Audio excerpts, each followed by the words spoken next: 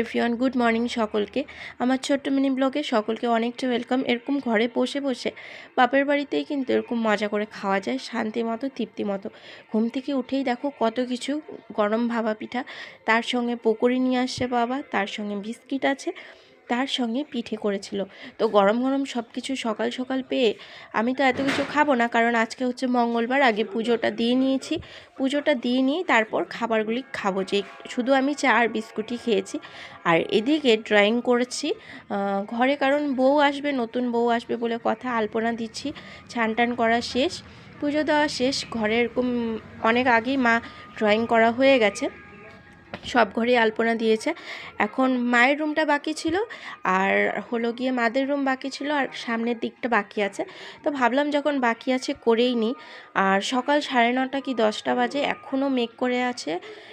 মেঘ তো না, সরি, কুয়াশা ভরে আছে, দেখতেই পারছো। কুয়াশা তো কমছেই না, আর রৌদ্র উঠেছে 12টার পরে দিয়ে।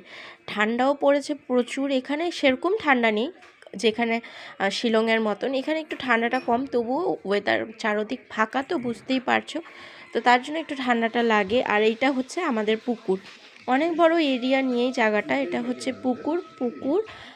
পুকুরের মধ্যে খুব একটা কিন্তু মাছ টাছ নেই, অল্প একটুই মাছ চাষ করা আছে। আর এই যে এটা পুকুরের থেকে ওই যে ঘর দেখছো টিনের, তার আগেও জায়গা আছে, তোমাদের দেখেছি, অনেক বড় এরিয়া নিয়ে। তো এখনও তো সেরকম আমি ঘুরে কোনো কিছুই ভিডিও তোমাদের শেয়ার করতে পারছি না, নিশ্চয়ই করব। তো দেখো, বাইরে একটু ঘুরে এসে বিস্কুটের প্যাকেটগুলি সব খালি করলাম এক এক করে, কারণ ঘরে যতই হোক জামাই এসেছে, নানান রকম খাবার এনে রাখতে হয়। বিস্কুটটাকে সুন্দর করে সাজিয়ে কৌটার মধ্যে রাখলাম। আর আমার মেয়ে আছে, একটু পরপর এই খাবো সেই খাবো, তো ওর জন্যই আরও খুলে টুলে রাখলাম। প্যাকেটে করে থাকলেও এরকম খারাপ হয়ে যায়। আর এই যেটা দেখো কী শাক, তোমরা দেখে বুঝতে পারছো, এরকম আমাদের পিছনে খেতে ভরে গেছে।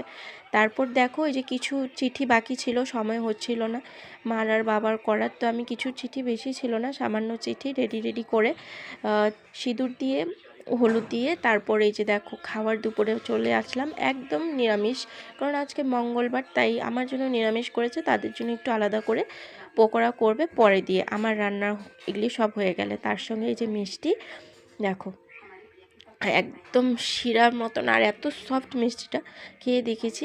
তার সঙ্গে চাটনি, তেঁতুলের চাটনি, এবং কারি পাতার বড়াই। কারি পাতাটা গাছের, আর তেঁতুলও কিন্তু গাছের। তো কেমন লাগলো আমার ছোট্ট মিনি ব্লগটা, কমেন্ট করো। আর আজকে রান্নার আয়োজন কেমন হয়েছে সেটাও জানিও। আমার এরকম হালকা সিম্পলের মধ্যে রান্না কিন্তু বেশ দারুণ লাগে খেতে, গরম গরম। তো আজকের জন্য রাখছি। ছোট্ট মিনি ব্লগটা ভালো লাগলে প্লিজ লাইক, শেয়ার, কমেন্ট করো বন্ধুরা। সবার ভিডিও ঠিক করে দিতেও পারছি না, কমেন্টে রিপ্লাইও দিতে পারছি না, একটু ব্যস্ত আছি, তার জন্য